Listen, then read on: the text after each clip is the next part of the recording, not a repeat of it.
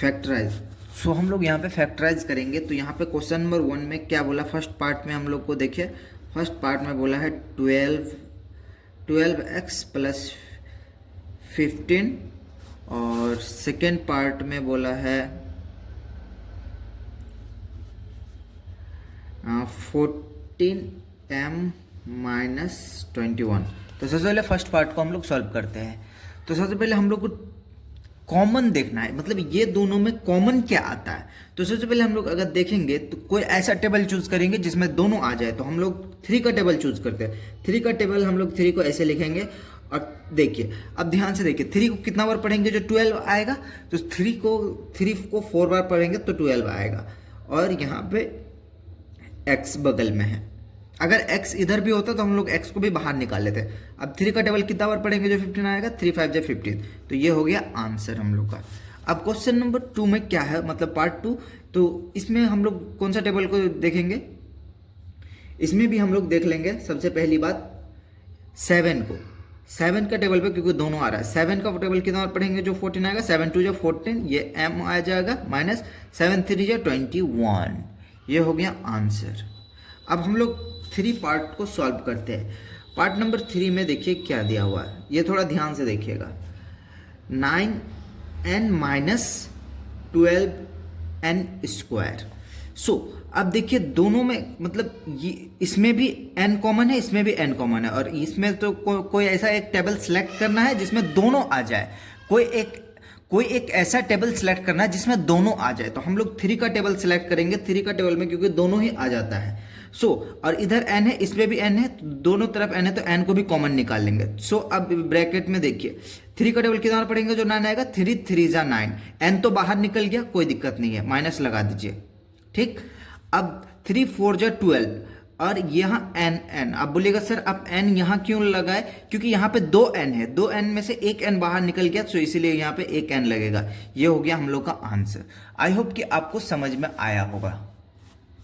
अभी 2 number question का first part को सॉल्व करेंगे। 2 नंबर क्वेश्चन में फर्स्ट पार्ट क्या है, 16a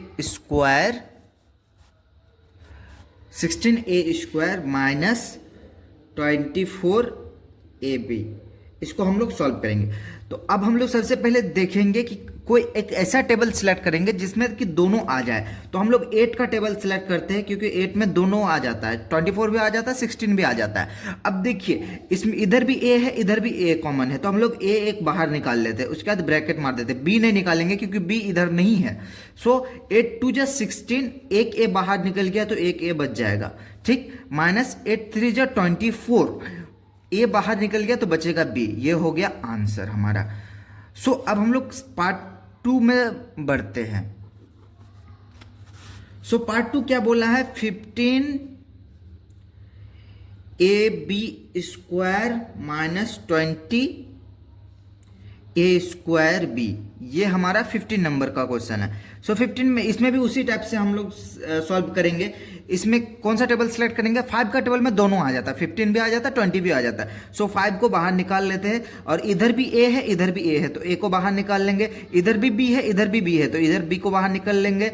मतलब जो छोटा होगा, पावर में जो छोटा होगा उसको निकालेंगे। जैसे इसमें a का पावर एक, ये दोनों a में a छोटा था, तो इस a को बाहर निकल, ये दोनों b में ये b छोटा है, इसीलिए इस b को बाहर निकाल दिया। अब 5 3 जा 15, a भी बाहर निकल गया, एक b बाहर निकल गया, और एक b यहाँ बच जाएगा।